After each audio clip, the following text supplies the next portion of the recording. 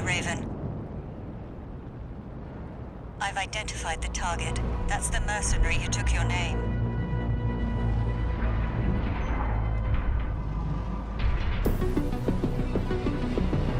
Let's see how far they can fly. On borrowed wings. Hey, what is up everyone? Welcome back to another review, and today I'm taking a look at this right here. This, of course, is another 30-minute missions Armored Core 6 Fires of Rubicon kit, and this right here is basically the poster child of the game, Nightfall. This kit right here has absolutely blown my mind. It's so simple and so perfect all at the one time. Well, Bandai, what can I say? This right here, just look at it. It speaks for itself. It is sheer perfection. Small scale mecha perfection, and it looks like it just stepped right on out of the game. Anyway, before I say anything else, if you do want one of your own, I got mine through Hobby Link Japan. Link will be down there in the description. And this box says a whole lot about how awesome this thing is going to be. And I will also mention, I did review Steel Haze as well, so if you want to check out that review, that kit was awesome too. But I did feel this guy right here, Nightfall, was that little bit better. But anyway, let's get right into the review.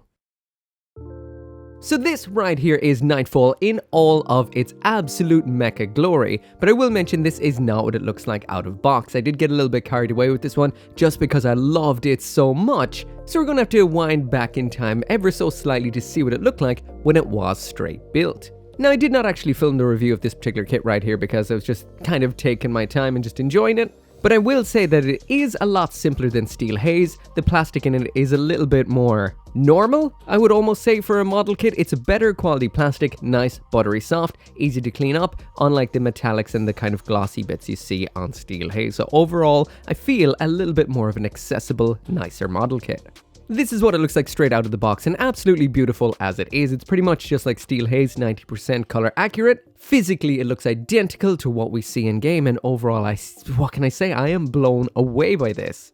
Now, speaking of being blown away, in the last review of Steel Haze, I did say I'd panel line this, so it was actually complete for the review, but I got a little bit carried away during that kind of process, and I ended up going multiple steps beyond the usual panel lining, which I do. So I did panel line it, I matte top coated it, and I also added a little bit of kind of scratching, weathering, chipping, and a little bit of rust and crap onto it. So in the end, what can I say, it does not take much to make it look outstanding. But let's talk about how it got actually done.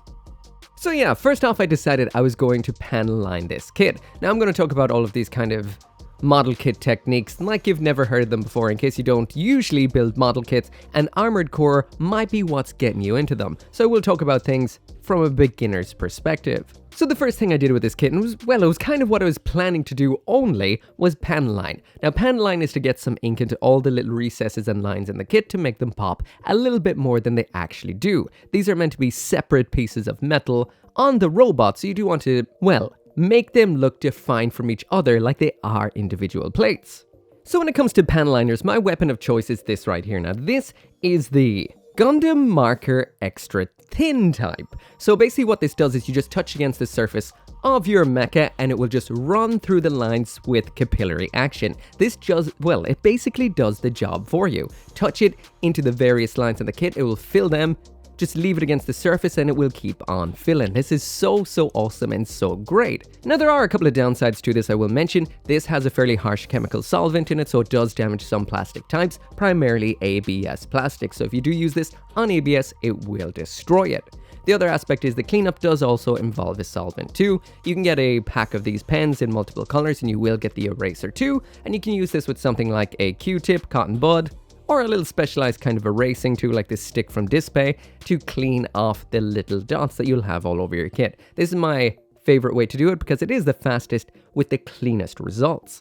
The second type of panel liner you can use from Gundam markers, this right here. This is like a felt tip pen. This is a fine liner style. Basically, you just draw this into the lines, but you will have to go through pretty much every line on the kit manually with this compared to the other marker, so it may take a little bit more time, but this is really clean, has no harsh chemicals, so won't damage anything, and this is so easy going, you can use it on the couch. You're not going to spill anything, there's no mess, and you just rub away any excess or mistakes with a Q-tip, well, your fingertip, or if you want to get it really crispy, you can use a pencil eraser. Finally then, out of the ones I'm looking at today, there is the brush type panel liner. Now this has got a big thick old brush kind of tip on it, and this I find is good for big old areas with kind of multiple layers of recession. That way you can just scribble it all into them and then just kind of wipe it away, and it will kind of take the ink off if you're using something like a Q-tip, layer by layer by layer, but leave the darkest ink on the more recessed areas. This does work for panel lines too very, very well, I might add, but it can have a lot of cleanup required because of just how big the brush tip is. But still, a very nice good option, but not something I use that much. It can be a bit messy. Now, there are other styles out there. I know there is some like fine tip pencil style as well. There is a kind of Tamiya kind of pot of panel line accent that people really do love. I know I'd spill that shit all over the place, so I don't use it. But these are some good, right out of a pen, simple options. So yeah, I basically just used a different mix of all these different kind of panel liners all over the kit, just kind of try them out here and there, mess around a little bit, keep it interesting. And I don't know about you though, but one thing I just can't do is panel line weapons. It's something I just cannot suffer, and I'm not sure why. I love panel lining robots, but when it comes to the guns, it sickens me to no end. So what I actually did was something kind of lazy, but it worked out well. What I did was I got the brush type panel liner and just coated these fuckers black. Absolutely. And then brushed it away, and it just kind of, it almost worked like a oil paint kind of weathering wash sort of thing.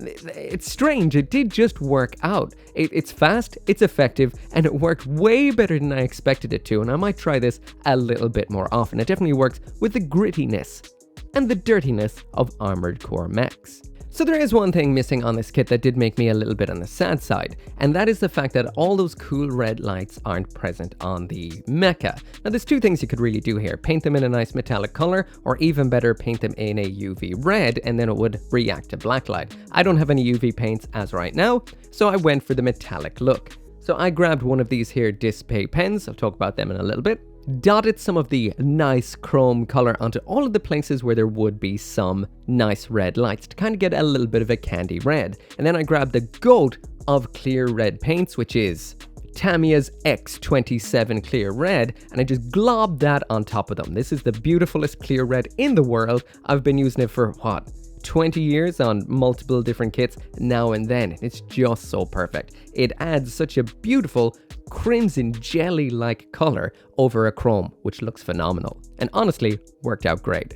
So one of the first things I noticed when looking at the footage of the game is the fact that this kit is missing a little bit of one particular color, which is almost like it's not quite an ochre, it's not quite an orange, it's a mustardy kind of orangey color. So that is specifically missing up on the head, so I decided to mix it a little bit using a couple of Warhammer paints and just kind of get that little bit of detail onto the head where it was missing. So like I said earlier on, it's about 90 to 95% color accurate. This is where it kind of loses that 5%.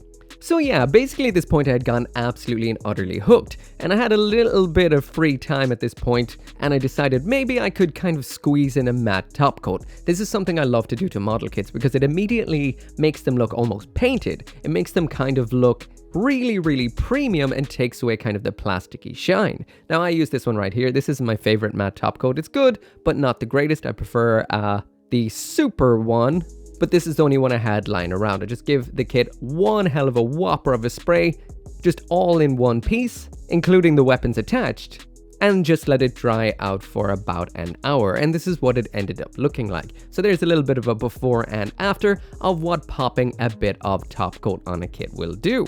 But yeah, at this point I was well and truly addicted. So I was like, you know what, I want to make this look a little bit more like the absolute awesome mech I remember Nightfall looking like. So I actually re-downloaded Armored Core 6, booted up for the first time in I don't know how many months, loaded up a save file, and just loaded that data of Nightfall just to kind of take a look around it in the photo mode to try and see what level of actual kind of dirt and dings and whatnot is on it. I did notice it has some minor tiny little scratches on it, a little bit of muck here and there, nothing too crazy, so I wanted to kind of emulate this a little bit.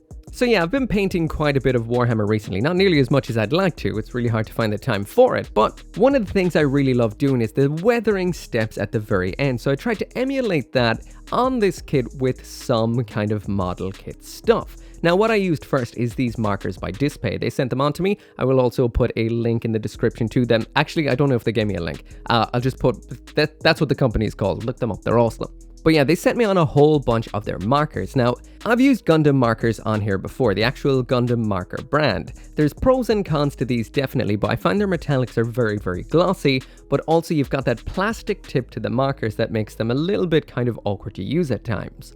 These Display markers have paint brush tips, or paint tips, or brush tips I should say, which means they're kind of easier to, well, get kind of fine detail done. So I grabbed a gunmetal one of these and just basically dotted it and rubbed it ever so slightly around all of the kind of raised aspects of Nightfall that may, well, basically have taken a beating while it's flying around, missile spamming, and pile bunkering everyone in sight. What I was basically trying to replicate here is a little bit of kind of paint chipping, so you're kind of doing it in the opposite sort of way. You're adding on where it's chipped, as opposed to removing paint where it would be chipped. I didn't want to go too overboard because it's easy to do that, and this is what it started to look like. Now I wanted some raw metal in here as well, so there is a very, very nice, almost fully chrome, bright metal color in here as well, so I put that in between, the most kind of chipped areas on the kit to kind of make it look like it's been chipped right on through to the raw metal, like it was just recently dinged. It also adds a nice shine and certain kind of lightings, and this actually worked out so much better than I had thought. Again, many thanks to Painting Warhammer. During this time I did realize that Steel Haze's eyes aren't the green that I wanted, so there was a metallic green in here as well, so paint them I did. So after this kit was all dinged up, I kind of wanted to get that kind of muck that is all over the mecha that you do see in game. Now this is a kind of a greyish muck, but it almost has a little, I can't tell, it almost looks like it has a little bit of a brownishness to it. So what I did was mix a couple of Citadel paints once again. If I remember off the top of my head, it was Eshin Grey and Gorthor Brown. And I kind of mixed these, not fully mixed, so there's a little bit of both paints running through each other in the mix so you can get a nice kind of dirty mulch going on. I grabbed then a standard kitchen sponge, just ripped off a piece, and all you have to do to weather this is to dip your bit of sponge, get rid of most of the paint off it onto a paper towel or something similar, and then just dab it all over the kit. I just looked through the footage from the game to see where had the gunk, and put gunk in those spots. Finally then I felt it was pretty much finished, but this mech needed some shite on it. And my favorite shite is Typhus Corrosion. This is basically kind of like half paint, half gritty stuff. So when you actually pop it onto various areas, it does look like there's muck or a kind of corrosion building up on the surface. Then I always use this in combination with Tamiya's Weathering Master with the rust in it, and then you just brush that over the top of the gunk, and it really gives it that gunky, rusty feel. I did that around the feet a little bit and added a little bit to the underside of the weapons because you're always blasting around on the ground.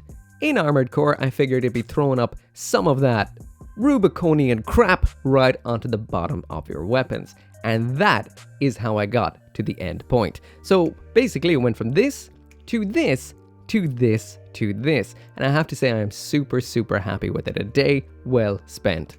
I honestly do wish I could spend this amount of time on each and every model kit, but you know, YouTube is a little bit of a harsh mistress. It kind of rewards frequent uploads over, well, uploads with a lot of effort in them. So I'm just gonna drop this right here. Patreon.com/Mecha Gaikotsu. But anyway, let's move right on into checking it out. Yeah, and that pretty much brings us to right now, and all I can say is I'm actually pretty happy with how this turned out. There are a couple of issues I will mention with the fact that I only did paint and top coat what's on the model right now, and there are a couple of accessories, but I will talk about that a little bit later on. And speaking of the accessories, let's go ahead and get these removed and bring them back later for the accessories part. Also, this little section right here, it must have fallen off when I was actually removing the parts and stuff, so it didn't even get top coated at stage 1 somehow. So maybe I'll get back to that, but the problem is, usually when I do a review, that is the last time a kit is going to get any kind of like build related attention. So it's towards the back. It's not such a big deal.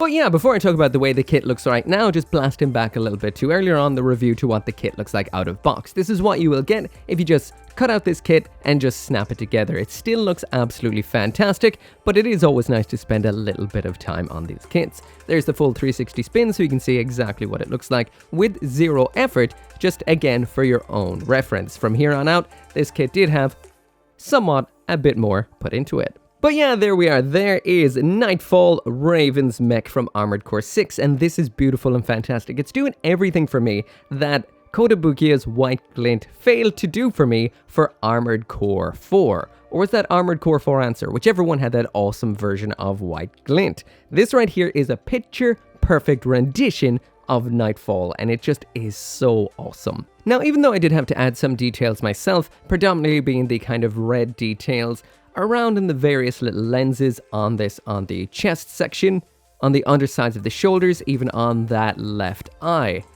Even though these colors aren't represented on the kit, all the detail is there, thankfully, so it doesn't take much effort to actually add these on. Same goes for the little bit of kind of yellowy ochre on the sides of the head. The detail is there, you just have to add the color if you want to. They're not the biggest losses. Overall, there's no stickers or anything like that used in this kit. All the colors are represented. Every color you're seeing on this is the kit's colors. I just kind of detailed it up a little bit. So every shade that you see here is the shade that they are out of box, with a little bit of a flat matte top coat on it, which does make things look a little shade lighter and a little bit more premium looking. But overall, this is what you will get. The detail is fantastic. Even comparing it to the actual in-game model, there is some aspects I like a little bit more. Like on these circular sections right here, that little ring of pen line on them is in-game, but it's not as defined as it is here. Overall, this is a masterpiece of a kit, and with a little bit of extra effort, you will have the perfect, small, scale Nightfall. I am so impressed. So jumping into the size comparison now, there it is beside two Gundam model kits, the universal unit of measurement, high grade right here on the left, master grade right here on the right, and it comes in at about 13.5 centimeters, and that is being generous, which is about 5.31 inches. There it is, standing side by side with the last kit released from this line, which is Steel Haze. I don't remember what I actually said this kind of clocked in at before. I think it was, well, let's see, 15 centimeters or 5.9 inches. So yeah, I think Steel Haze, you can kind of get them a little bit taller or shorter depending on how much you extend those legs. And finally, beside a couple of random things being a Figma action figure and a monster can. And finally into that 360 spin so you can see every angle of it for yourself. Now once again I will mention this has been detailed up a little bit, but physically it's exactly the same as it is out of box. So every detail that you do see molded onto this kit is the way it was out of box. I didn't close any seams, didn't do any of that sort of stuff. All of the original seams, like the ones in the fronts of the legs, there's some in the shoulders in places, those are still there. There are quite a few on it. Actually, I'll try and zoom in on them a little bit so you can actually see them. But overall, this is a fantastic looking kit. It looks ridiculously good. Every little piece of detail of this particular robot is present here. I scoured it compared to what it is in game, and it just is identical. Better in some regards. I wouldn't say worse in other regards. For example, the head does have a lot of detail squeezed into a small space, but Bandai have done an absolutely phenomenal job of it. Overall, for something so small, it packs in all the detail, and this line is obscenely good so far. I love it. Accessories time. So now jumping into the accessories, and here's absolutely everything that comes with the 30-minute missions Nightfall. So that is basically all of the weapons. Shoulder weapon 1, shoulder weapon 2, we've got the long-range weapon, we've got the pile bunker, as well as alternate parts for using it deployed. We do have an alternate head of the visor down, and we do have some of the emblem decals in here as well. So this kit keeps on going after you actually finish the robot itself. There's a lot of building to do. So before I jump into any of the actual weapons and stuff, I'm going to talk a little bit about the hands in this kit as well as compatibility. So thankfully I will mention the hands in this kit aren't as awkward as they were on Steel Haze. Now, I will, hand it to Bandai for what they did do with Steel Haze. It's a very atypical style mecha compared to what they usually do, so they did have to do a little bit more with the hands in order to keep them solid while attached. However, what we get with Steel Haze, with Nightfall here are a tad more regular when it comes to what model kit hands are like. First off, when you're actually going to get some weaponry into these, all you have to do is separate them in half Gundam style. So they don't actually have 3 elements to them like Steel Haze had. Also, when they are attached on, these do have a little bit of rotation in them, so that is nice for posing. They're still rock solid, but they can actually rotate around. Now also, we do have the occasional 3mm peg on this like you would see with 30-minute missions, so you can use those in whatever way you want. You can use them with Steel Haze as weapons, or with the sold separately option sets. Now just kind of, this is a nice easygoing slide in, slide out burst assault rifle. So as you can see, you can just slide this right on in to Nightfall's hand, so everything is the way that you'd want it to be. And speaking of which, I am going to quickly transplant a couple of parts so you can kind of see how these work. So off with the arms and the torso of this kit. I think that's enough to kind of show it. Do the exact same thing over here on Steel Haze, and I'll try not to keep mixing their names up, even though I'm very likely to do that. And I'll just grab this torso right here, and I assume throughout the line that we'll be keeping this exactly the same, just like the units in game. These can be put on in pretty much whatever way you want to make your own custom armored core. Now you will have to paint it to make all the bits match, but if they keep pumping these kits out, which I hope they will, you'll be able to make the armored core you used in game, and that is pretty rad. Yes, they will be selling Zimmermans, so you can buy 2 of those. Also, because I am liable to forget it later on, there's an interesting thing with the hips here. These are your typical peg, so this is something you would see on other 30-minute missions kits, but underneath that, I don't know if I can get enough of a grip now. But yeah, underneath that, inside, there is ball joints. So that is the same, I think, that we have on Steel Haze over there. So let's just have another bit of a rip apart right here. Oh, wait, it's the complete other way around. Does that actually fit on there? No, it doesn't. Nope. Ignore that. Leg units, all one piece. But yeah, once again, I do not have any 30-minute missions parts around handy. I'd actually have to go get them, and they're far away. Totally lies, they're out in the garage, but either way, I just grabbed this cool little Gundam part right here to see if this fits, because it has a nice little 3mm peg. Not as 3mm as things were, so yeah, this doesn't fit. I guess you may have to stick with the 30-minute missions parts. Now this has been around for a while. This here awesome claw shield right here. So this may not have the same kind of uniform joints we'd see on a lot of kits now. And speaking of which, just grabbing a Gundam kit real quick. This right here being the Rubris prototype. The reason I picked this is because it's got a slide out weapon, so I don't have to disassemble a hand. And let's see, can you use Gundam weapons with these? Yeah, Bandai really do want to keep their small scale kits completely universal. That is awesome. So now moving into the included weapons, and first off we've got an absolute classic being the Songbirds. Now once again I will mention that I did kind of panelline these in a kind of messy, sloppy kind of way, but it ended up working out in a pretty cool way. It's got that kind of almost oil paint kind of weathering going on, and it did work out for, well, something that took probably about 4 minutes or less. It didn't work out too bad. It brings out the nice detail that's on it. These are super nicely accurate. I'm not sure about this little stick section right here and this little bit that sticks out right here. It seems like maybe this is for something functional in the model kit itself. It doesn't look very technical, but overall looking very nice. We do have 2 points of articulation here and here. And for the standard loadout, it does pop up on the shoulder right here, but this rack right here just attaches onto this side. But as you can see from this little bit, the way it's kind of just pegs into holes, you can reverse this in order to pop it on the other side if you wanted to, or if you had 2 of this kit, you could have a pair of Songbirds, which is a loadout I'm pretty sure I had going for a lot of the early game. Overall, looking good. So the next weapon we have here is a shoulder weapon as well, this set of missiles, or should I say this missile pod right here. Again, I'm surprised at how well the actual panel lining with that big old brush tip marker turned out, but it did turn out quite well. It brings out all the nice detail that is on this particular weapon. This is a bunch of very similar segments all attached together, and it just looks pretty cool. Down at the little stem section here, again, this is reversible, so you can use it on either or shoulder as far as I can see. Yep, definitely, because there is a pivot right here as well, so it means you can flip that around and just like pretty much like that on the other shoulder, just moving the little stem segment. So yeah, articulation up and down at that point, side to side at this point, and some more at, well, pivoting right here. Again, for Raven's loadout, this just pops right onto this shoulder, just like so. And there is a tiny little bit of a divot on both of these to lock them into the kind of home position.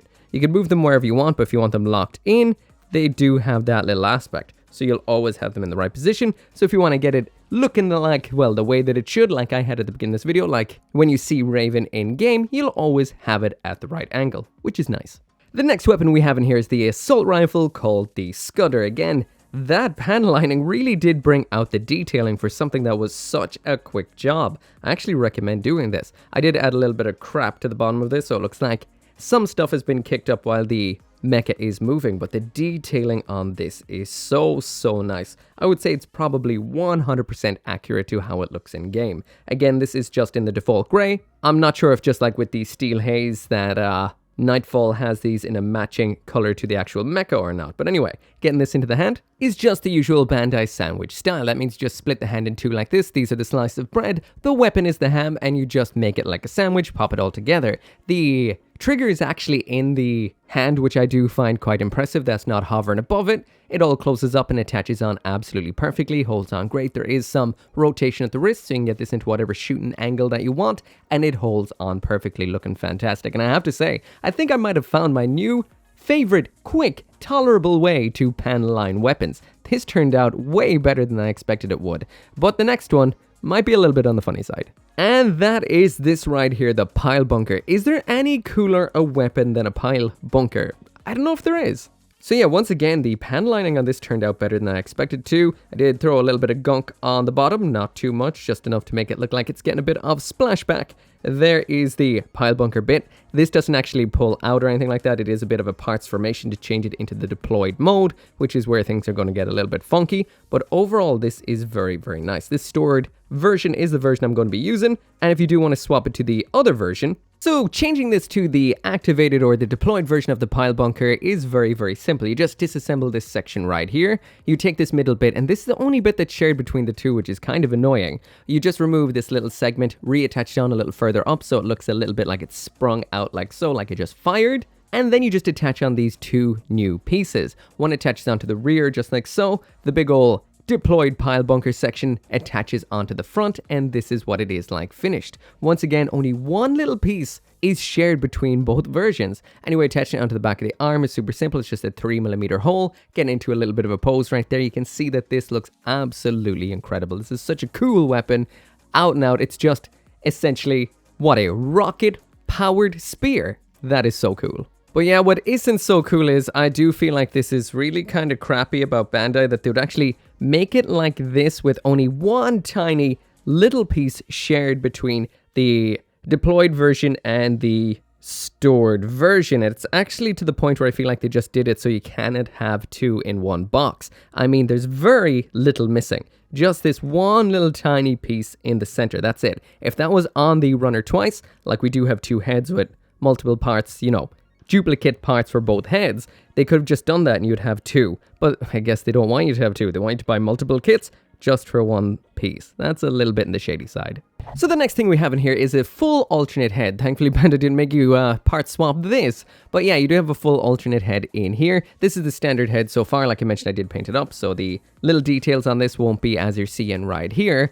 And swapping the head is super simple. You just yank out this one and attaching the other one just like so. And there's what they look like side by side. So that's it with the visor at the back of its head and with the visor at the front of its head. That is the difference between the two.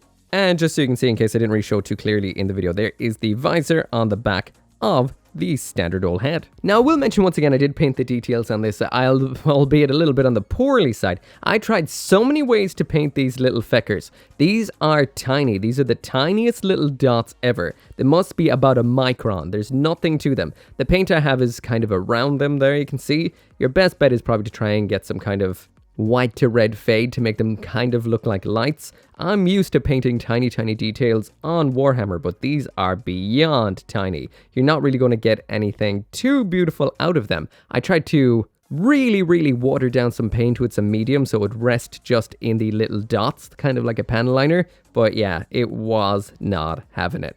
But overall, the detail again, very nice. Lastly then, we do get a little sticker sheet of decals in here. These are, of course, the Raven emblem. So you do have a multitude of these, 4 small, 1 medium, and 1 big. I didn't use these for the sole reason that Nightfall in the game doesn't have any decals on it, but these don't look too bad. The little kind of clear line around them doesn't seem to be too big, and I'd say they would look very nice on. Again, just didn't use them because I wanted a somewhat game-accurate Nightfall.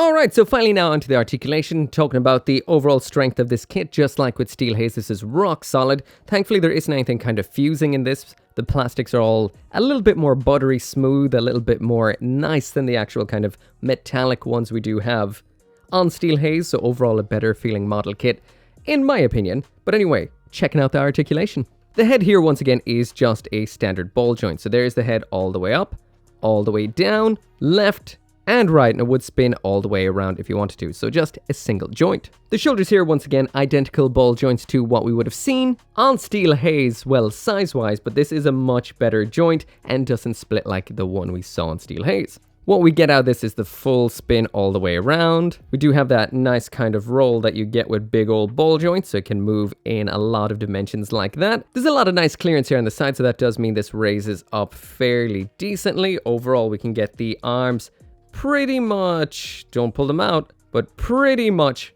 parallel to the ground, just like so. Yanking the arm off, and we've got the full 360 all the way around right here. The elbow joint is incredibly unique, to say the least, so there isn't really a whole lot to it, but that is very Armored Core. And then we do have the full spin at the wrist right here. Once again, any kind of ab motion on this is 100% restricted to the ball joint in here, but it's a nice big old ball joint. So it means we've that to the back and that to the forward. So there is the ab crunch to it. Not a whole lot, but enough to kind of get some decent-ish poses out of it. There is the side-to-side crunch, and there is the full spin all the way around. The hips on this right here are pretty cool because they're a combination of a ball joint in there and then your typical kind of just peg into hole joint there. So it can go woo right around like that, as well as pivot in and out like so. So this has been very nicely designed, and it feels nice and fluid too for kind of some cool motion if it's kind of boosting through the air, and overall quite nice. No upper leg rotation on it though. That right there is the knee bend, so it does have 2 points to it, so that does look cool. You've got the knee down there movement and then that, so it's not a lot to it, but it is nice. This little bit of ankle armor can pivot like so. As for the ankle itself, throwing it down on the ground for the functional movement, aka the movement you get out of it without the foot leaving the ground. So there it is all the way to the back, there it is all the way to the front, so a little bit on the limited side. As for side to side, it's just as limited, so that's all you're gonna get. And I will also mention there is no toe bend in here. And finally, it is time to try out the usual test pose. Getting this kit posed is very enjoyable. Everything is fluid and all the kind of same joint strength, so nothing kind of yanks on anything. Well, speaking of which, I did lose the right shoulder a couple of times. It's popped out at me when pulling it upwards, but that's more than likely my fault. But overall, everything moves smoothly and whatnot, and this is what we get in the end. Again, with this kit, it's better than the sum of its parts, and it does a better pose than really it has any right to do, considering that, you know, the articulation is mainly ball joints. This poses like a very nice figure. And with the kind of paint job, little detail up thing I did, there's no real telling it from a figure whatsoever. Honestly, you know, it's not crazy, but it's quite nice. But yeah, that right there is it for the review, and what can I say, this is the most fun I've had building a model kit in a long time, and I absolutely thoroughly enjoy building model kits. I've built a lot that have blown my mind over the last couple of years, from the high grade Witch from Mercury kits, the Master Grade Extreme Strike Freedom, the Master Grade Narrative Verka, but there's just something about this. It perfects small-scale, simple mechas so nicely, and it's something very refreshing. Armored Core doesn't really get small-scale, solid little kits that you can spend a day customizing and then be finished, done. It's not a huge detailed kit, so it doesn't take a huge amount of time to get a nice, tiny little shelf-perfect collectible out of it. I adore this kit. This is the most fun, again, I've had in quite some time. Going through the list, aesthetically, this is absolutely beautiful. Even out of box, it looks so good, with some nice recessed details. And overall, it's pretty much picture perfect physically and color-wise to what you see in game. Accessories wise, everything is absolutely fantastic. Again, tiny reproductions of your favorite weapons from the game. The only real annoying aspect is Bandai could have included a full second variant of the pile bunker if they'd actually just added in one extra tiny little part. That feels a little bit shitty, but otherwise it's a great spread of weapons.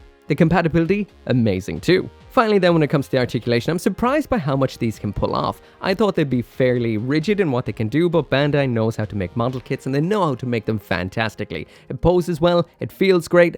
Overall, I am just super impressed. If you love Armored Core, if you love model kits, this is a kit you definitely need in your collection. It's just so awesome.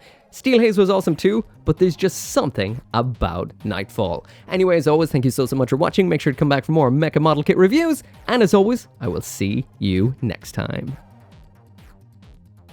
As always, I can't finish this video without special thanks to those who support the channel on the memberships as well as over on Patreon, including Abraxas, Caleb Engelhardt, Joe, RG59061, Shadow Wolf 179, 10 Soldier YT, and Van Fawn.